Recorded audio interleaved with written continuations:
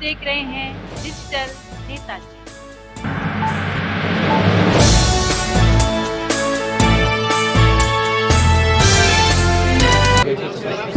जन संवाद करने को लेकर के मदनपुर खागर में पहुंचे हैं, क्या मुहिम क्या? देखिए, हमने ये जो गौतम कनेक्ट है ये हमने शुरू किया था। हम हर वार्ड में जाएंगे। हम कम से कम 15-16 वार्ड में जा चुके हैं। जो लोगों की समस्याएं हैं सारी एजेंसीज़ के अधिकारियों को बुलाते हैं और वहीं पर जो समस्याएं हैं उनको दूर करने की कोशिश करते हैं। जितनी ज़्यादा से ज़्यादा समस्याएं दूर हो जाए, मेरा मानना है कि हर समस्या दूर नहीं होगी, लेकिन अगर जनता ने एक जिम्मेदारी दी है तो फिर मेरी भी जिम्मेदारी बनती है कि लोगों की समस्याएं दूर करें, चाहे वो छोटी सी छोटी समस्या हो चाहे बड़ी समस्या हो। और इसी तरीके की राजनीति होनी चाहिए, क्योंकि अल्टीमेटली जनता को किसी तरीके की तकलीफ़ नहीं होनी चाहिए। बाकी ना किसी नेता को कभी तकलीफ़ हुई है, ना किसी विधायक, ना किसी निगम पार्षद, ना किसी सांसद, ना किसी मुख्यमंत्री को, इन लोगों को कभी कोई तकलीफ़ नहीं होती। तकलीफ़ सिर्फ जनता को होती है। अगर हम उनकी तकलीफ़ दूर कर पाएँ उससे बेहतर क्या होगा। दूसरा सवाल कि जो नगर निगम में चुनाव था स्टैंडिंग कमेटी का, उसमें जिस तरीके की तस्वीरें हैं, आम आदमी पार्टी के द्वारा आरोप लगाया जा रहा है कि भाजपा के द्वारा ऐसा किया जा रहा है, क्या कहते हैं? देखिए, पहली बात तो ये कि बहुत शर्मनाक है, और दूसरी चीज़ ये है कि ये कोई नई चीज़ नहीं है जो आम आदमी पार्टी कह रही है। पिछले 8 साल से सिर्फ यही कह रही है और यही कर रही है।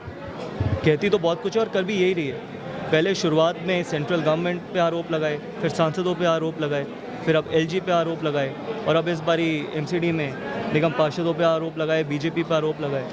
आप ये बताइए ना, जो असली मुद्दा आप उस पर भटकाने की क्यों कोशिश करें। आप ये बताइए, पिछले 8 साल में आपने कितने school, college, hospital, flyover, DTC buses, क्या जनता को साफ़ पानी मिला है, क्या साफ़ हवा मिली है, क्या यमुना साफ़ हो गई?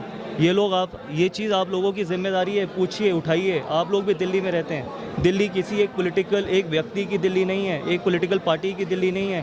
2.5 करोड़ लोगों की पार्टी की दिल्ली है, और 2.5 करोड़ लोगों की जिम्मेदारी बनती है ये सवाल पूछना दिल्ली के मुख्यमंत्री से कि जो पैसा दिल्ली के लोगों से लेते हो वो पैसा सिर्फ बाहर के स्टेट में इलेक्शन लड़ने के लिए मत लो, दिल्ली को बेहतर करने के लिए लीजिए।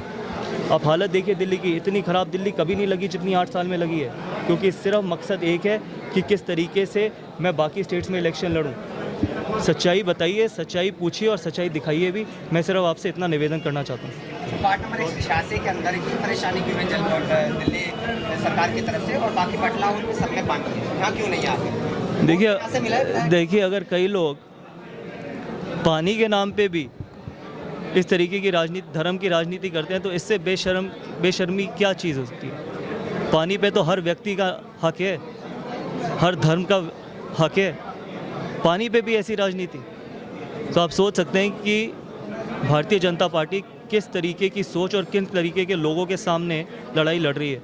और मेरा मानना है कि अगर आप सच्चाई से लड़ाई लड़ो ना, तो सामने जितनी मर्जी बड़ी ताकतें हों, कोई फ़र्क नहीं पड़ता। और अगर आप पानी पे भी धर्म की राजनीति करोगे तो जनता आपको एक दिन इसका जवाब ज़रूर देगी। देखिए, पहली बात तो ये कि मैं ब्रह्म सिंह जी को बहुत बहुत बधाई देना चाहता हूँ। ब्रह्म सिंह जी ने जिस तरीके से इस बारी चुनाव लड़ा भी और जीता भी, और मुझे पूरा विश्वास है कि कम से कम इस क्षेत्र में पूरी ईमानदारी से, मेहनत से इस क्षेत्र को बेहतर करेंगे, यहाँ की समस्याएं दूर करेंगे, और हम साथ में। ऐसा नहीं है कि सिर्फ ब्रह्म सिंह जी हैं। अगर किसी और पार्टी के लोगों को भी अगर कोई समस्या है, ये हमारा फ़र्ज़ बनता है, मेरा फ़र्ज़ बनता है कि उनकी समस्याएं दूर हो। लेकिन हम उस पार्टी से आते हैं जहाँ पर हम धर्म की राजनीति ना करना चाहते हैं, ना करेंगे। हमारे लिए सब एक समान है। और जैसे अभी आपने सवाल पूछा था कि पानी में भी अगर आप धर्म लेके आ सकते हैं तो उससे नीची राजनीति क्या हो सकती है, उससे ज़्यादा मैं कुछ नहीं कह सकता। आप देख रहे हैं डिजिटल नेताजी।